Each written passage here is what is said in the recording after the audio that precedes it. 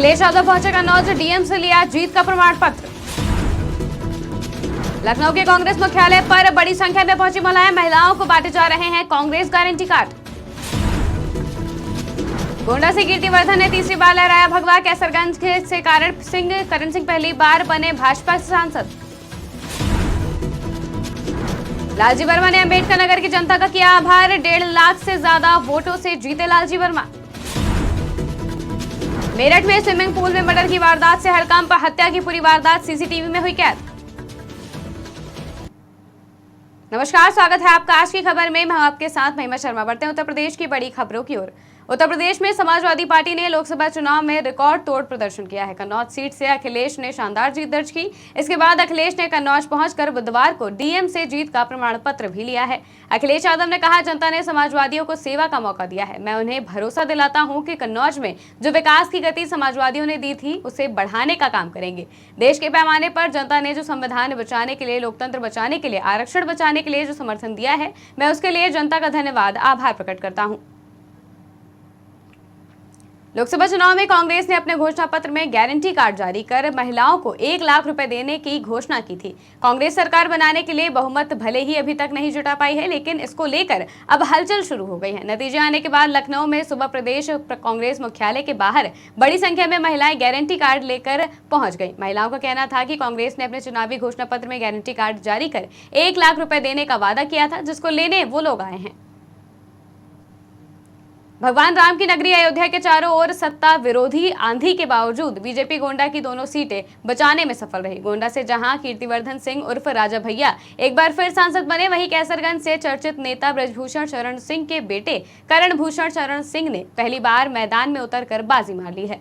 बता दें कि गोंडा सीट से कीर्तिवर्धन सिंह उर्फ राजा भैया 4,74,258 वोट पाकर लगातार तीसरी बार बीजेपी के टिकट पर सांसद बने हैं। उन्होंने अपनी निकटतम प्रतिद्वंदी श्रेया वर्मा को 46,000 से ज्यादा वोटों से हराया है। देखिए, भारतीय जनता पार्टी की जीत है, पार्टी के कार्यकर्ता की जीत है। हम लोग पूरे समय, हमारा कार्यकर्ता मेहनत करता है। हमारे आदरणीय विधायक जी हैं, इन लोगों की जीत है, हमारे संगठन की जीत है, जिलाध्यक्ष जी की जीत है और गोंडा की जनता की जीत है। सबसे पहले कि जो बाहरी लोग यहाँ से फिर एक बार लूटने की कोशिश में थे, वो नाकामयाब हो गए। सपा राष्ट्रीय महासचिव पूर्व मंत्री लालजी वर्मा ने इंडिया गठबंधन प्रत्याशी के तौर पर 1,37,247 मतों के बड़े अंतर से अंबेडकर नगर लोकसभा चुनाव जीत लिया। जीत के बाद इंडिया गठबंधन के सांसद लालजी वर्मा ने कहा कि अंबेडकर नगर की महान जनता ने नफरत के खिलाफ धन बल और बाहुबल को न करते हुए इस देश में समता मूल समाज की स्थापना के सांप्रदायिक शौहर के लिए अपने मत का प्रयोग करके ऐसे लोगों को, जिनको बहुत अहंकार था, ऐसे लोगों को सबक सिखाने का काम किया है और मुझे अपार प्यार दिया।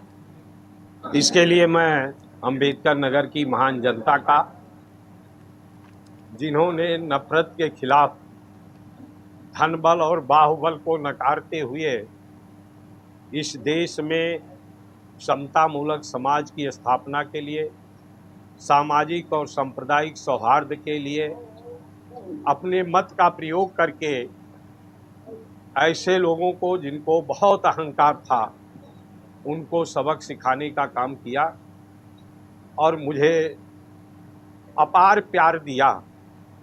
उसके लिए मैं अंबेडकर नगर की जनता का हृदय से आभार व्यक्त करता हूं और धन्यवाद देता हूं। मेरठ में मंगलवार की रात सरेआम युवक की गोली मारकर हत्या कर दी गई। घटना के वक्त मृतक शख्स अपने बच्चों के साथ स्विमिंग पूल में नहाने गया था। इसी दौरान स्विमिंग पूल में घुसकर हमलावर ने गोली मार दी। स्विमिंग पूल में मर्डर की वारदात कैमरे में कैद हो गई। हत्या की वजह पुराने रंजिश बताई जा रही है। हमलावर व्यक्ति की हत्या कर मौके से फरार हो गया। वहीं घटना की सूचना मिलते ही पुलिस और फॉरेंसिक टीम मौके पर पहुंची और शव को कब्जे में लेकर मामले की जांच में जुट गई।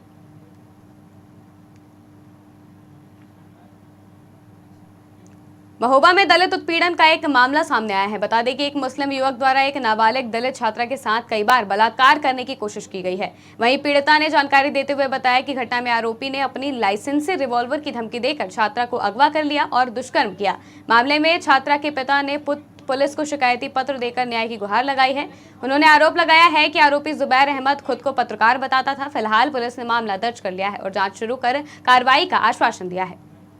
घटना ये है कि मेरी बच्ची स्कूल जाती है तो मेरी बच्ची को 3-4 महीने से परेशान किया जाता है, धमकाया भी जाता है और बलात्कार करने 1-2 बार ले भी गया है और बलात्कार करने की कई बार कोशिश की गई है। जब ज़्यादा धमकी दी तो हमने पूछा, बच्ची घर गई भाग के यहाँ से, घरे हमें बताया उसने, तब हम आए तो कल ये घटना हमने सामने देखी है।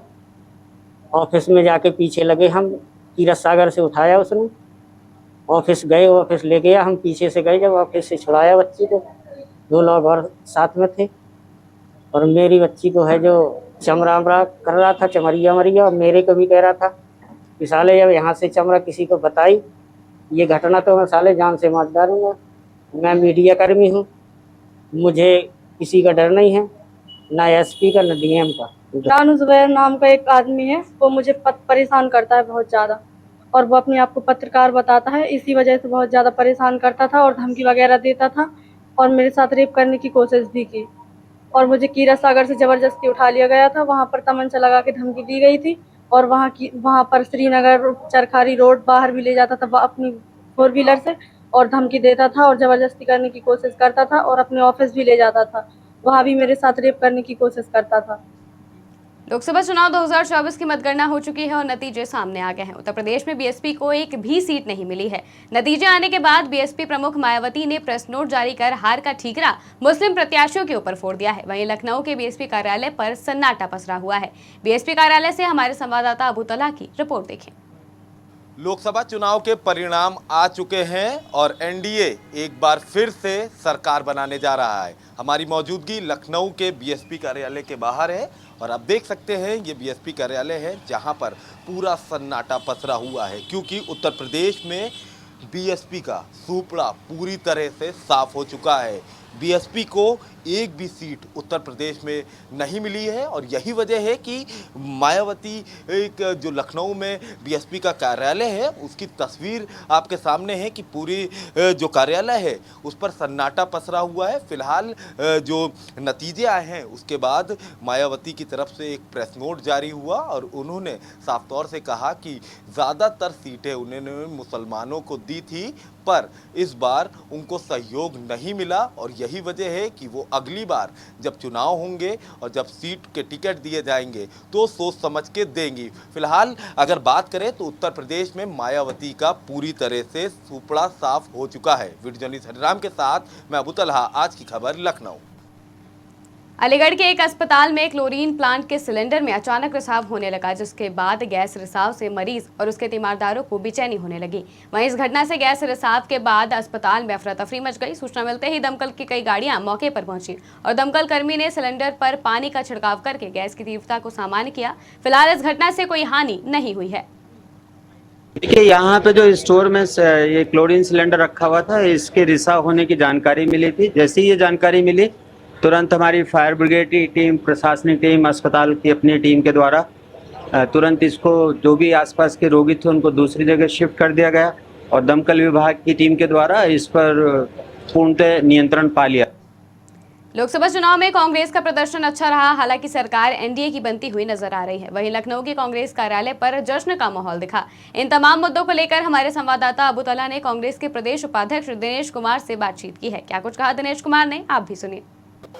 लोकसभा चुनाव की मतगणना के जो नतीजे हैं वो लगभग आ चुके हैं और एनडीए एक बार फिर से शायद सरकार बना सकता है।